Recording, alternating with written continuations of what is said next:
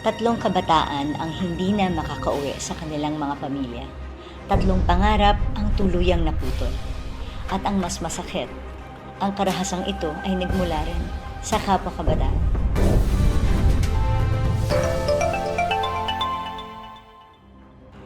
Buong puso nating kinalulungkot ang nangyaring pamamaril sa San Jose National High School sa Tacloban City na nagresulta sa pagkamatay ng tatlong estudyante at pagkasugat na marami pang iba. Nakakapangilabot isipin na ang isang lugar na dapat ay ligtas para sa pag-aaral at paghubog ng kinabukasan ay naging tagpo ng ganitong karahasan. Sa gitna ng pagdadalamhati, kailangan nating harapin ang isang mahirap ngunit mahalagang tanong. Ano ang nangyari sa ating mga kabataan? Hindi dapat tayo masanay sa ganitong balita. Hindi normal na ang mga bata ang pumapatay ng kapwa bata. Hindi normal na ang isang paaralan ay maging lugar ng karahasan at kamatayan. Kasamay nito, nais din nating ipaabot ang isang mahalagang panawagan sa ating mga magulang. Ang paghubog ng kabataan ay hindi lamang responsibilidad ng paaralan, kundi nagsisimula po sa atin yan sa ating tahanan. Tayo po ang unang teachers ng ating mga anak. In the era of social media, marami na talagang opinyon na nakukuha ang mga bata na hindi nanggagaling sa atin. Kaya dapat mas maging aktibo tayo sa ating mga anak. Dahil kung saan-saan po sila nakakakuha ng natututunan o ng educational learning nila. Kaya po sinusulong namin sa Kamara na no social media for 16 years old and below. Kasi nakakahagilap sila ng impormasyon na hindi naman dapat nilang matutunan at that age. Tayo pong mga magulang ang kasama nila sa bahay. Tingnan niyo po ang search engine, kunin niyo po ang telepono nila. Sorry mga bata but I really need to do this. Hanggang kayo ay minor pa. Hanggang kayo ay nasa poder ng mga magulang. Sundin niyo po ang mga magulang ninyo because wala kaming ibang gusto kundi ang kabutihan ninyo at magkaroon kayo ng magandang kinabukasan. And to the parents, please be more active sa buhay ng inyong mga anak. On our part, sa gobyerno, katulad ng sinabi ko, number 1, yung social media, kailangan i-ban na talaga yan sa mga kabataan below 16 years old. It is happening in other countries. I don't see any reason why the Philippines cannot do it. Number 2, yung Juvenile Justice and Welfare Act has to be reviewed. Alam niyo po, para naman sa kaalaman ng lahat, maganda naman po ang intensyon ng batas na to.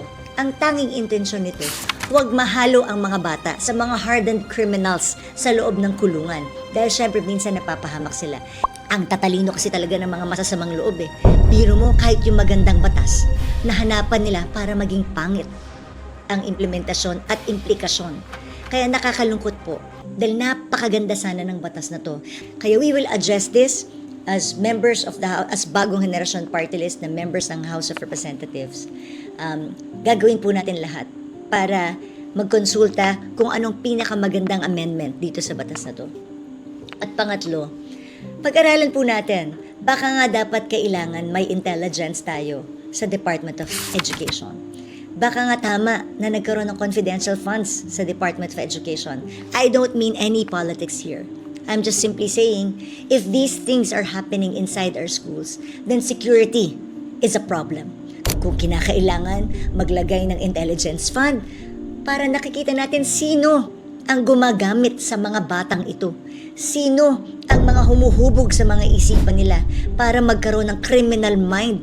Sino ang mga responsable dito? Ang kabataan, ang kinabukasan ng ating bayan. Sila po ang ating bagong henerasyon. They will be the future leaders of our country. At kung hindi natin aayusin ang paghubog sa kanila, lulubog po ang ating bansa. Sa lahat po ng mga magulang, magtulungan po tayo. Sa lahat ng mga guro, huwag tayong magkibit-balikat. Huwag tayong magpikit ng mata. Hindi dapat tayo reactive. Dapat tayo ay proactive bilang mga magulang, bilang mga guro, at bilang mga naglilingkod sa ating pamahalaan. Hindi na po natin mababalik ang buhay ng mga nawala. Ngunit maaari natin gamitin ang masakit na pangyayaring ito bilang panawagan para sa mas matatag na paggabay sa kabataan, mas responsableng pagpapalaki sa ating mga anak, at mas makabagong polisiya at mga ligtas na mga paaralan para sa lahat. Panahon na upang kumilos, hindi pagkatapos ng susunod na trahedya, kung hindi ngayon. Kailangan talaga natin ng intelligence Huwag na nating pikitan ang ating mga mata. Ibigay natin ito sa Department of Education. This did not happen overnight. Pinagplanuhan ito. Huwag na tayong mag-isip na inosente pa ang ating mga anak. Because they are more intelligent than us. Because they have more information in their hands right now than we had when we were young. So please, help your children. Help our children. Help the future generation of this country. Thank you.